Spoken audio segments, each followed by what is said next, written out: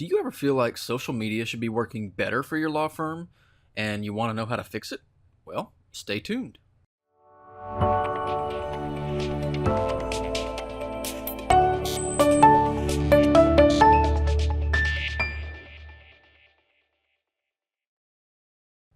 Hello, I'm John Delancey, founder of White Raven Technology, a bespoke legal marketing agency and your host for the Legal Marketing Minute, our weekly video blog and podcast devoted to discussing the tips, tricks, and trends in digital marketing that will help your law firm grow online. This week, we'll be discussing social media, including an overview of the 3 most popular social networks for marketing and some best practices for marketing effectively on social media. Now, the 3 networks we're going to be talking about today you probably are very familiar with, and those are Facebook, Twitter, and LinkedIn. Facebook is a primarily business-to-consumer marketing platform from the perspective of a marketer. It is comprised of more than 1 billion daily active users, and these are consumers.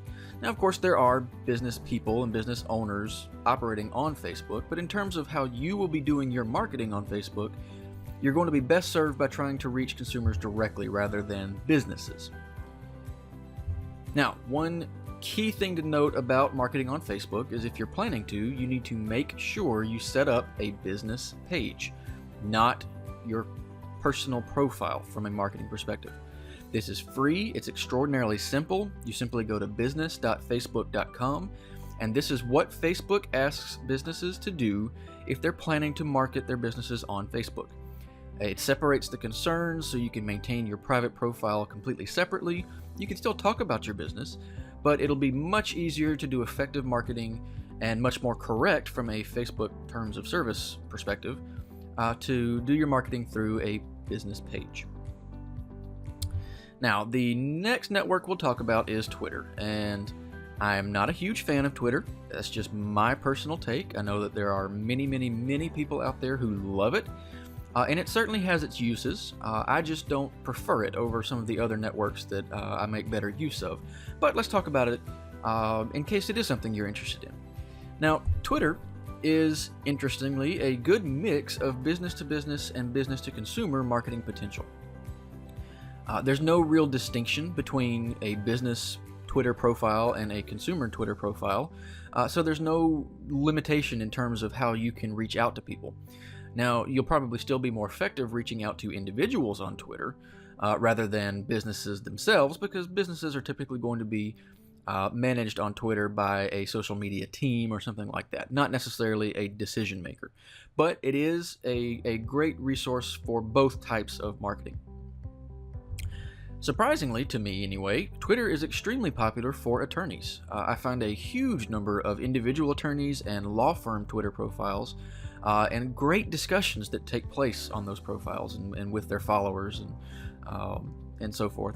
So if you're looking to network and discuss your business rather than necessarily exclusively market, so to speak, Twitter is going to be very effective for you in that way. The next network to talk about is LinkedIn, and I'm sure that probably everyone listening to this podcast or watching this video blog is aware of LinkedIn, and you probably have a LinkedIn profile. I believe I saw that something like 80% of American attorneys have a LinkedIn profile, whether they use them daily or not, but that's a huge number. That is a massive representation for any industry. It is extremely popular for professionals, of course. For that reason, it is going to be the best social network for business-to-business marketing. And the reason for that is because you can very carefully tailor who your connections are on LinkedIn. You can promote your content, though that really kind of dips more into advertising directly to business owners and decision makers within businesses. So it's a fantastic network for business-to-business marketing. It is extremely good for networking with other attorneys. Because of just the direct connection opportunities with other attorneys, and because you have built-in abilities to publish content and promote that content that may be written for other attorneys, LinkedIn is perfect for that purpose. Now, one thing to talk about, and this is kind of dipping into ethics considerations, which we're not going to spend a great deal of time on, But on LinkedIn in particular, be careful of testimonials and endorsements that are posted on your behalf. People can endorse you and provide testimonials for things that you may not actually have expertise in. I had an example at a seminar I spoke at this summer for a guy who was endorsed by 2 or 3 people for construction law, and he's never practiced in construction law. He's never had a construction law case, so he was wondering what to do about that. It's particularly where certain rules of ethics are concerned. So my recommendation here would be, if you find endorsements or testimonials for things that you don't actually practice or that detract from the practice areas you are great at, just remove those endorsements or testimonials. It won't hurt anything, and it keeps your profile clean and optimized for exactly what you want it to do. Now, in terms of social media for content marketing, and if you're curious about content marketing, our previous episode in the Legal Marketing Minute went into much more detail about it. But social media is absolutely fantastic for content marketing. And that's because it's a fantastic source of traffic to your blogs or other content like YouTube videos and so forth. This is where you will primarily be promoting that content. And we're talking about free social media right now. We're talking about just making posts to your existing fans and followers. And as that follower base grows, of course, it's going to be more effective. But this is where a great deal of traffic to content marketing comes from.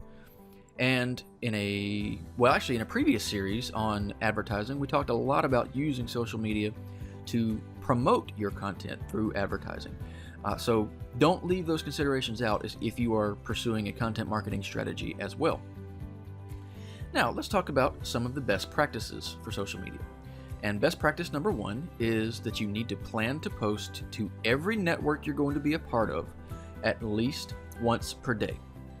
Now, we will talk more about how to manage that shortly. But the reason we suggest you do this, and I stress at least once per day.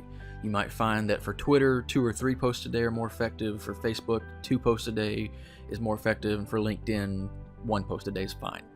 But the reason we recommend you do this is that consistent quality posting is what tells those social networks that you are relevant to their audience. Keep that in mind. You're trying to reach their audience. Facebook is the one that provided this network and provided that audience. And there's a great deal of traffic and a huge number of posts that come through every one of these networks every single day. And so these networks have to decide which content to show to their members. So if you are posting consistently, and they are high quality posts that encourage likes and comments and shares and things of that nature, Facebook and Twitter and LinkedIn are going to consider your content more relevant. Conversely, if you only post once a week and nobody likes or comments or shares, they're going to consider your content less relevant. Best practice number 2 is to share great information from other sources. You don't have to post something pithy and unique for every single time you post to one of these networks. Instead, include posts on community events around you, or posts from other businesses around you, or posts from other national publications like Forbes or Business Weekly or things like that. This will help pad out your content, and it's good, relevant information that your audience should want to see. So it helps fill out your schedule, and it provides good information to them, so you get the best of both worlds. In general, we recommend that you follow the 10-4-1 rule. And this was something I was taught by our partners for inbound marketing, HubSpot.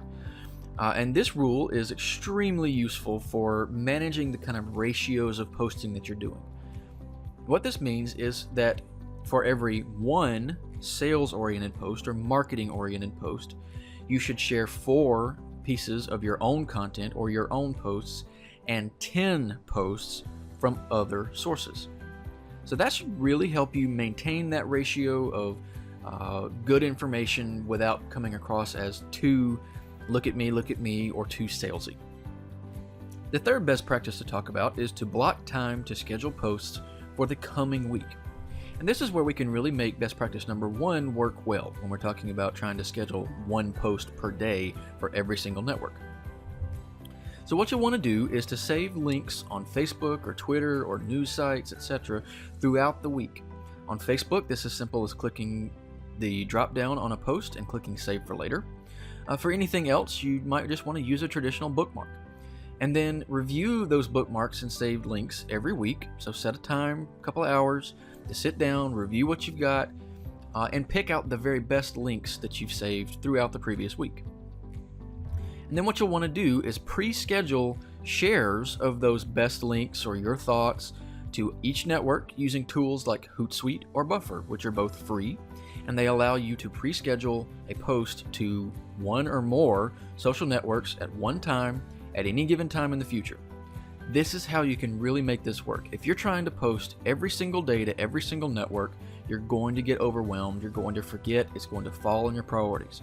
But if you set a couple of hours each week, just like in content marketing, to sit down, review the post or the links that you saved in the previous week, and pre-schedule your posts for the next week, you'll get your content out there, you'll start building your audience, and you can always adjust that and do more real-time posting along the way. Folks, that's all I've got for this week. This was a very quick overview of social media marketing and how you can make it more effective for your business. Now, what questions or comments do you have? I'd be happy to talk to you about them. We love discussing these things. So leave us a comment on YouTube or on our blog, and we will get back to you as soon as possible. And until next time, happy marketing.